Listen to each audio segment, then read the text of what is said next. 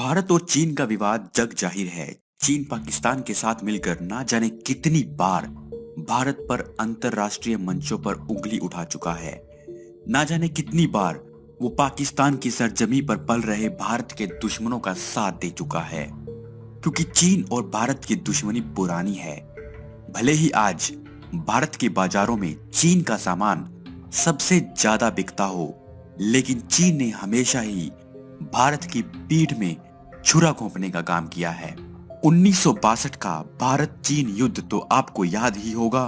1962 के भारत चीन युद्ध के बाद भारतीय सैनिकों का मनोबल गिर गया था। भारतीय सैनिक चीनी सैनिकों को किसी महामानव की तरह समझने लगे थे।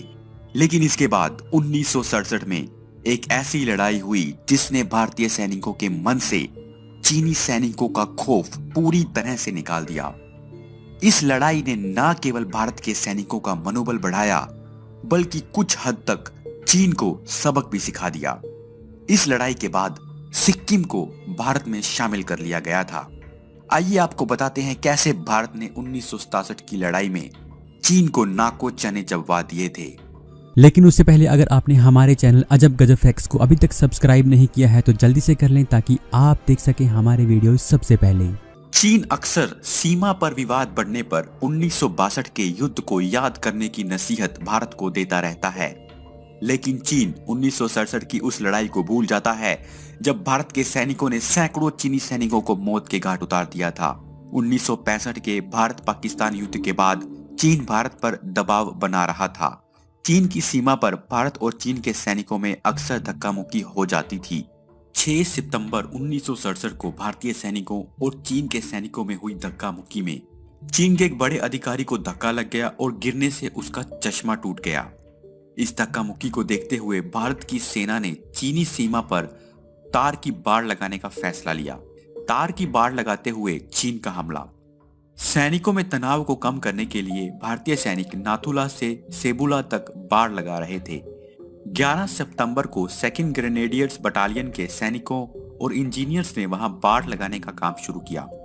लेकिन जैसे ही बाड़ लगाने का काम शुरू हुआ, चीन के सैनिक वहां पहुंच गए और बाड़ लगाने का काम रोकने के लिए कहने लगे। लेकिन सेकंड ग्रेनेडियर्स के commanding officer lieutenant colonel Rai Singh ने बाड़ लगाने का काम जारी रखा। जनरल सगत सिंह ने लेफ्टिनेंट कर्नल सिंह को पहले हिदायत दी थी कि वो बंकर में रहकर ही बाड़ लगवाने का काम करवाएं। लेकिन कर्नल राय सिंह अपने सैनिकों की हौसला अफजाई के लिए बाहर ही खड़े थे कि अचानक चीन की तरफ से ऑटोमेटिक गन से फायरिंग शुरू हो जाती है। इस फायरिंग में राय सिंह को 3 गोलियां लग जाती हैं। भारत के सैनिक राय सिंह को जल्दी से बंकर में ले जाते हैं। चीन की तरफ से बड़ी जबरदस्त फायरिंग की जाती है, जिसमें बाहर खड़े सारे जवान शहीद हो जाते हैं। कैप्टन पीएस डागर और मेजर हरभजन सिंह के साथ जब सैनिकों ने अपने सीओ को गिरते देखा तो पूरी बटालियन गुस्से से पागल हो गई।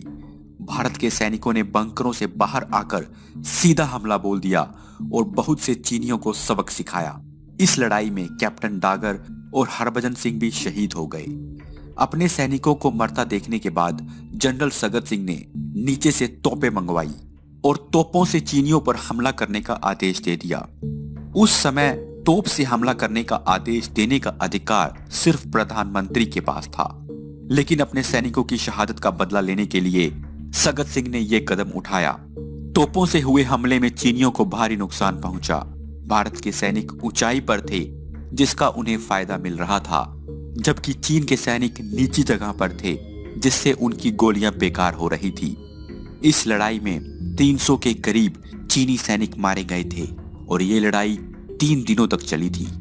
अगर 1962 के भारत चीन युद्ध की बात करें तो उसमें 1 महीने की लड़ाई में भारत के 1300 के करीब सैनिक मारे गए थे।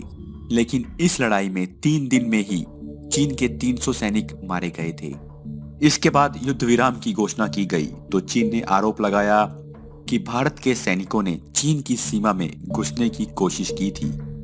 युद्ध विराम के समय भारतीय सैनिकों के शव चीनी सीमा में मिले, जिससे इसकी पुष्टि हो गई कि भारत के सैनिकों ने चीनी सीमा में घुसकर चीनियों को सबक सिखाया था। इस लड़ाई के बाद चीनियों को वो सबक मिल गया जिसे चीन हमेशा याद रखेगा और भारतीय जवानों को एहसास हुआ कि वो चीन का मुकाबला कर सकते हैं। इस बारे में एक रक्षा विशेषज्ञ ने कहा था, this was the first time the Chinese had got a bloody nose. इस लड़ाई के बाद चीन इतना बौखला गया था कि उसने भारत को हवाई हमले की चेतावनी दे डाली थी, लेकिन भारत पर चीन की इन धमकियों का बिल्कुल भी असर नहीं हुआ।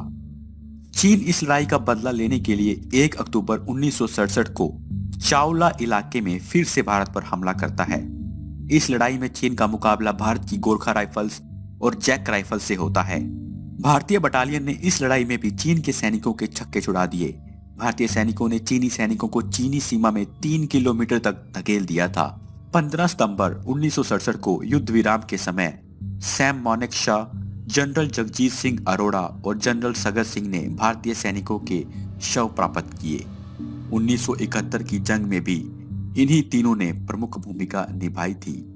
इस लड़ाई के बाद घायल कर्नल राय सिंह को महावीर चक्र दिया गया और कैप्टन डागर सिंह को मरणोपरांत वीर चक्र और हरभजन सिंह को मरणोपरांत महावीर चक्र से सम्मानित किया गया। इस तरह से इस लड़ाई के बाद भारतीय सैनिकों ने चीनी सैनिकों को बहुत अच्छा सबक सिखाया था, और जब भी चीन 1962 के युद्ध को याद करने की बात कहता है तो उसे 1967 के इस युद्ध को भी याद रखना चाहिए।